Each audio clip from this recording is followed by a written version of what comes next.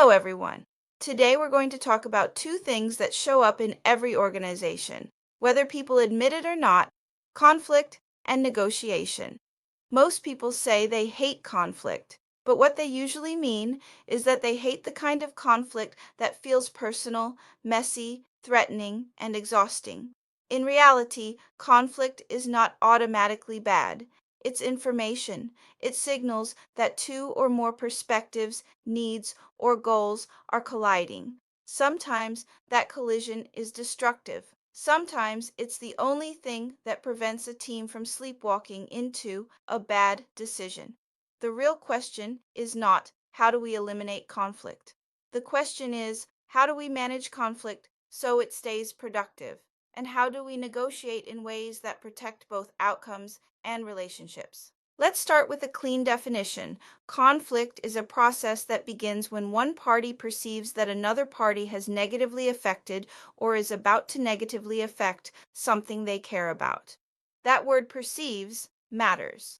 Conflict is not only about objective facts, it's about interpretation. If no one notices a problem, conflict doesn't exist socially, even if the underlying conditions are there. And once someone perceives a threat to something important, status, resources, fairness, identity, autonomy, competence, then emotion and behavior can follow quickly.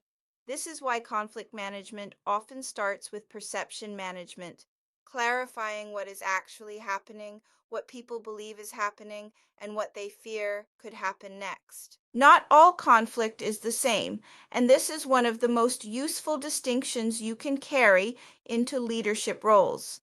Task conflict is conflict about the work itself: goals, priorities, evidence, ideas, decisions, and the content of what should be done. Relationship conflict is conflict that centers on interpersonal dislike, tension, resentment, disrespect, or identity threats. Process conflict is conflict about how the work gets done: roles, delegation, decision rules, workflow, and who is responsible for what. In real life, these often blend together, which is part of the problem. A disagreement that begins as a task issue can quickly escalate into a process conflict, and if it turns into blame or humiliation, it can slide into relationship conflict. And once it becomes a relationship conflict, performance tends to suffer because trust and psychological safety drop, and people become less willing to share information or interpret each other generously. Relationship conflict is the most consistently damaging in organizations. It drains energy, reduces cohesion, lowers satisfaction, and can spill into gossip and avoidance. Task conflict is more complicated.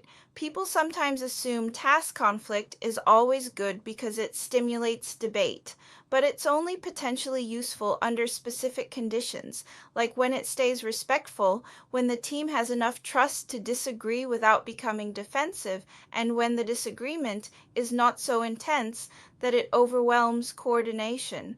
Process conflict is also tricky.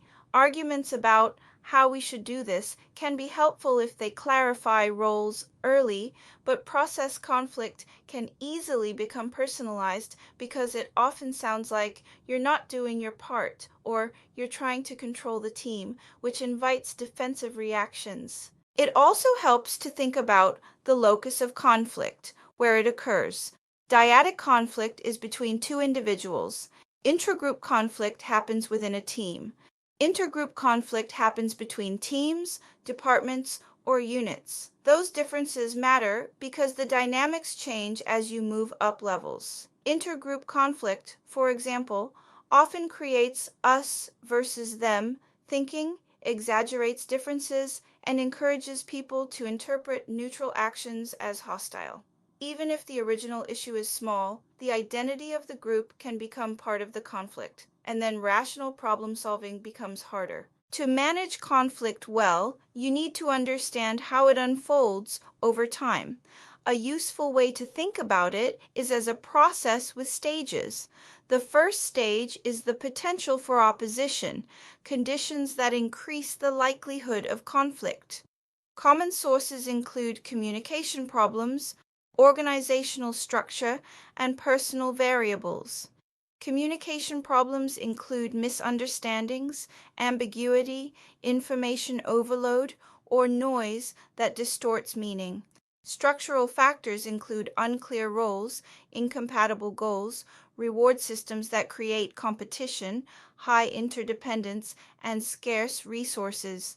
Personal variables include personality traits, values, and emotions. Some people are more prone to conflict because they are highly reactive, highly distrustful, or high in disagreeableness. Others are conflict avoidant and suppress issues until they explode. The second stage is cognition and personalization. This is where conflict becomes real psychologically. A situation can be objectively tense, but if no one feels affected or no one notices, it doesn't become conflict. Once people interpret the situation as a threat, they start to define what this conflict is about. And this is also where emotion enters. The same event can be framed as a normal disagreement or as a sign you don't respect me. When it becomes the second, it becomes personal, and emotions begin to shape perception. Negative emotions often lead people to simplify the other party into a villain, assume bad intent, and stop searching for integrative solutions. Positive emotions don't magically solve conflict, but they can widen thinking and make creative resolution more likely. The third stage is intentions. Intentions are the strategic choices people make about how they plan to handle the conflict. Most conflict handling approaches can be understood along two dimensions. Assertiveness, meaning how much you try to satisfy your own concerns, and cooperativeness, meaning how much you try to satisfy the other party's concerns. When assertiveness is high and cooperativeness is low, people compete. They push their preferred outcome, often at the other party's expense. When both are high, people collaborate. They aim to solve the underlying problem and satisfy both parties' key interests. When both are low, people avoid, they withdraw, delay, or suppress. When cooperativeness is high but assertiveness is low, people accommodate, they yield to preserve the relationship or reduce tension. When both are moderate, people compromise. They accept partial satisfaction on both sides. These are not personality types, they are choices, and the same person can choose different strategies in different conflicts. A useful leadership skill is to choose intentionally rather than defaulting.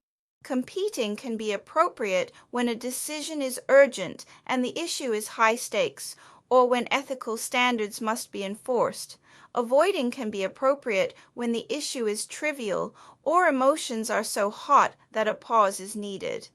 Accommodating can be appropriate when you are wrong or when preserving trust is more important than the immediate outcome. Compromising can be appropriate when time is limited and both sides need something quickly. Collaborating is often the gold standard when the relationship is important and the issue is complex, but it takes time and skill to do it well. Then we get to the behavior stage, what people actually do and say.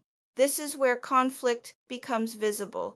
It can stay subtle, like tension and avoidance, or escalate into open argument, threats, and sabotage. Here's a practical insight. Once conflict escalates beyond a certain intensity, it becomes hard to keep it functional. At high intensity, people focus on winning, saving face, or punishing the other side rather than solving the problem. Functional conflict tends to live in the lower to moderate range of intensity where people can still listen and revise their views. Finally, outcomes. Conflict can produce functional outcomes such as better decisions, greater creativity, the surfacing of hidden problems, and the prevention of groupthink. It can also produce dysfunctional outcomes like reduced communication, lower cohesion, stress, burnout, and performance collapse. So, conflict management is not about picking one side, it's about regulating the level, the focus, and the emotional tone of conflict so that the organization gets the benefits without the damage. Now let's connect conflict to negotiation, because negotiation is one of the primary ways organizations resolve conflicts and allocate resources. Negotiation is a process in which two or more parties exchange goods or services and attempt to agree on the terms of exchange. But negotiation is never only about the immediate deal. Every negotiation also affects the relationship between the negotiators and how they feel about themselves afterward. A negotiation can succeed financially and fail relationally, creating long-term costs. Or it can produce a slightly less optimal immediate outcome, but strengthen trust, enabling better collaboration later. Mature negotiators keep both time horizons in mind. A key distinction in negotiation is between distributive bargaining and integrative bargaining. Distributive bargaining is what most people picture when they hear negotiation. It's a fixed pie assumption. Whatever I gain, you lose. Think of negotiating a salary within a strict budget or splitting a limited pool of resources. In distributive bargaining, the strategy often becomes about claiming value, anchoring, making concessions strategically, gathering information without revealing too much, and managing your resistance point, meaning the lowest deal you can accept before walking away. Integrative bargaining is different. It assumes there may be ways to expand the pie, create trades, or design options so both parties gain what matters most to them. Integrative bargaining is about creating value, not only claiming it, but it requires both parties to participate. If one party treats it purely distributively while the other tries to be integrative, the integrative party can be exploited. So integrative bargaining depends on trust, information sharing, and a willingness to explore underlying interests rather than arguing only about positions. One of the most practical tools in any negotiation is understanding your BATNA, your best alternative to a negotiated agreement. Your BATNA is what you will do if you don't reach an agreement.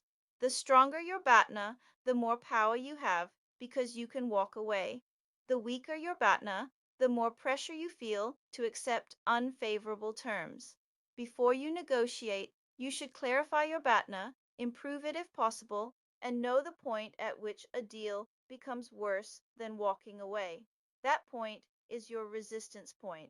If you don't know it, you'll negotiate emotionally, and emotional negotiation often leads to either needless concessions or needless escalation. Now let's talk about the negotiation process, because good negotiation is rarely improvised. First, preparation and planning. This is where you do your homework. What's the history? What are the issues? Who is involved? What do you want? What do you think they want?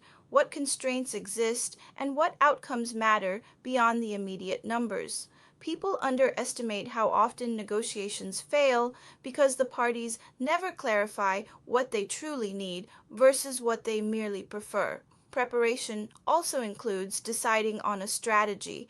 Are you aiming for distributive value, claiming integrative value creation, or a smart blend? Second, establishing ground rules. Who will negotiate? Where will it take place? What is the timeline? What issues are on the table and what issues are not? What happens if you reach impasse? People skip this step and then get surprised by process conflict during negotiation, like arguing about who has authority or whether a topic is legitimate. Third, clarification and justification. Parties exchange initial positions and then explain, clarify, and justify. Done well, this is not aggressive, it's informative. It's where you begin to understand interests, constraints, and priorities. Fourth, bargaining and problem solving. This is the give and take. Concessions happen here, and so do trades. In integrative negotiations, this is where you explore creative packages rather than arguing one issue at a time. Fifth, closure and implementation. The deal needs to be formalized to prevent future conflict. Who does what, by when, with what resources, and how will progress be monitored.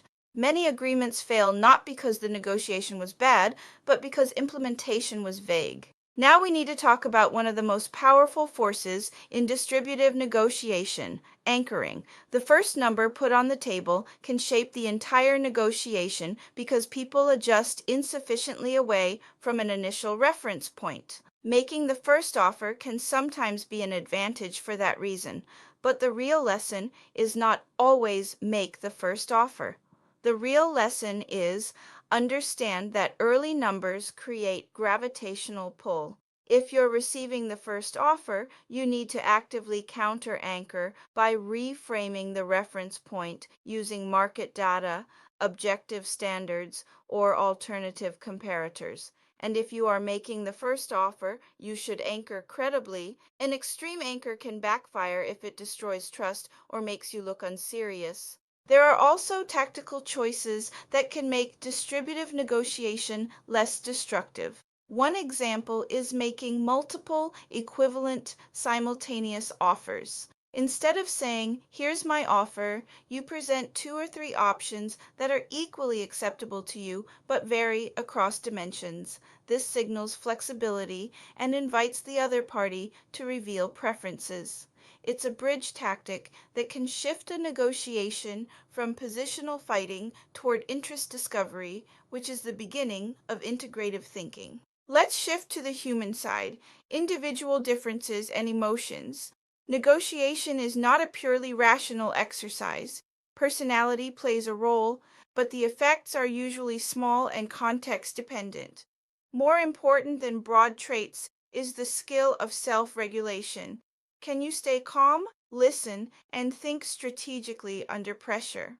Emotional intelligence and emotion recognition can be advantages because negotiation involves reading signals, managing impressions, and responding without becoming reactive.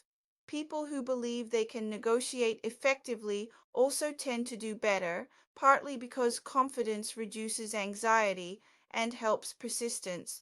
But entitlement can be dangerous. If you approach negotiation as "I deserve more than reality supports," you can damage your reputation and resort to unethical tactics that hurt you in the long term.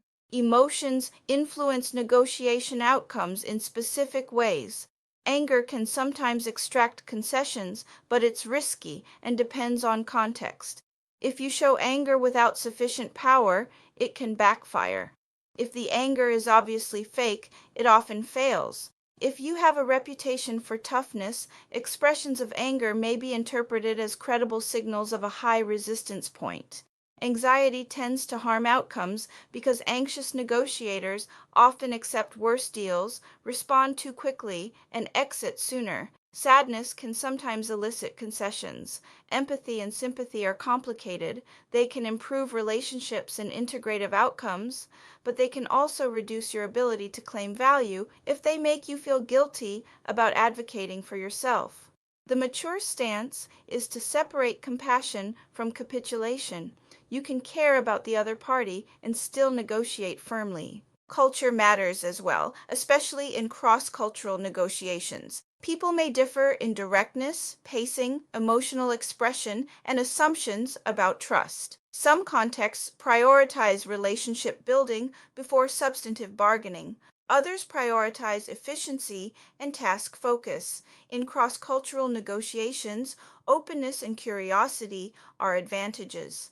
Another practical point is that rituals and signals can matter. Simple behaviors like greetings, small talk, or a handshake can communicate cooperative intent in some contexts, while other contexts may read those signals differently. The key is to avoid stereotyping while still recognizing that norms can differ.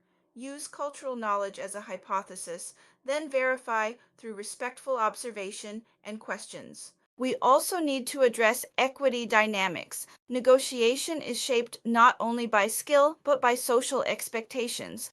Research often finds that women are less likely to initiate negotiations, not necessarily because they are less capable, but because social penalties and stereotypes can make initiation feel riskier. The impact of gender in negotiation is context dependent, and outcomes can be influenced by expectations about what behavior is appropriate. A useful takeaway for leaders is that organizations can support equity by making negotiation norms more transparent, using structured offers where appropriate, and ensuring that negotiation is not the only mechanism through which people access fairness. Now, let's zoom out to the social context, reputation, and relationships. Your reputation is how people think and talk about you when you are not in the room. In negotiation, a reputation for integrity and trustworthiness is an asset that pays dividends over repeated interactions. Trust enables information sharing, and information sharing enables integrative solutions. If people believe you keep promises and present information accurately, they become more willing to explore creative options with you. If people suspect you manipulate facts or say whatever benefits you in the moment, they will become defensive, and the negotiation will collapse into hardline distributive tactics. You might still win a single deal, but you'll lose long term value through damaged relationships and reduced collaboration. This is why ethics in negotiation is not only a moral concern, it's a strategic concern. People sometimes justify deception as just part of the game, especially in high pressure negotiations. But deception creates risk, reputational damage, relationship damage, and internal psychological costs. It also tends to narrow your thinking. When you lie, you shift energy away from problem solving and toward managing your story. A useful way to protect yourself is to prepare in advance with a clear ethical boundary. What you will not do, even if pressured, and what you will do instead. Another useful practice is to use objective standards, market data, third party benchmarks, documented constraints, because they reduce the temptation to fabricate and make bargaining feel less personal. So, how do you manage conflict and negotiate effectively in day to day organizational life? Start by diagnosing what kind of conflict you're dealing with. If it's a relationship conflict, your priority is rebuilding respect, safety, and trust, often through reframing, structured dialogue, and sometimes boundaries. If it's task conflict, you can lean into evidence, clarify goals, and create decision rules that allow disagreement without personal attack. If it's a process conflict, clarify roles, responsibilities, and workflow, and address fairness concerns early before resentment grows. Second, separate positions from interests. A position is what someone says they want. An interest is why they want it. Two people can have incompatible positions but compatible interests.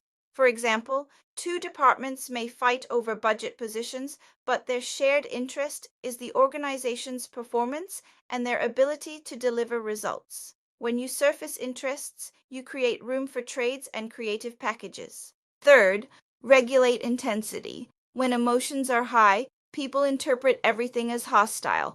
Sometimes the best move is a pause, not avoidance forever, but a tactical reset to prevent escalation. If you need to have a hard conversation, do it early and privately, not late and publicly. Public conflict invites face-saving behavior and makes collaboration harder. Fourth, make the negotiation about value, not ego. A huge amount of conflict escalates because people treat negotiation as a test of dominance or personal worth. The moment you think, if I give in, I'm weak, you stop negotiating and start defending identity. Instead, define success as meeting real needs, protecting relationships that matter, and building agreements that can actually be implemented. Finally, recognize that sometimes direct negotiation fails. When parties reach a stalemate, third party intervention can help. Mediation involves a neutral third party who facilitates a solution through reasoning, reframing, and suggesting alternatives. Arbitration involves a third party with the authority to enforce an agreement. Conciliation involves a trusted go-between who restores communication. In some contexts, a skilled consultant can facilitate problem solving by helping the parties analyze the conflict and generate options. Choosing a third-party approach depends on how damaged the relationship is, how urgent the decision is, and whether the parties still have enough trust to craft their own agreement. Let's end by pulling everything into a single mindset you can use as a leader. Conflict is inevitable. Negotiation is constant. The best leaders don't pretend conflict isn't there, and they don't treat negotiation as combat. They treat conflict as a diagnostic signal and negotiation as a design process. They ask, what is this really about? What interests are underneath the positions? What would a workable agreement look like that people can live with and implement without resentment? And what can I do to keep the conflict from becoming personal? If you adopt that mindset, you'll notice something important. You will still experience conflict, but it will feel less threatening. It becomes something you can work with, something you can structure, interpret, and guide, rather than something that simply happens to you. And that is a major step toward becoming an effective manager, consultant, or organizational leader. Thank you for joining me.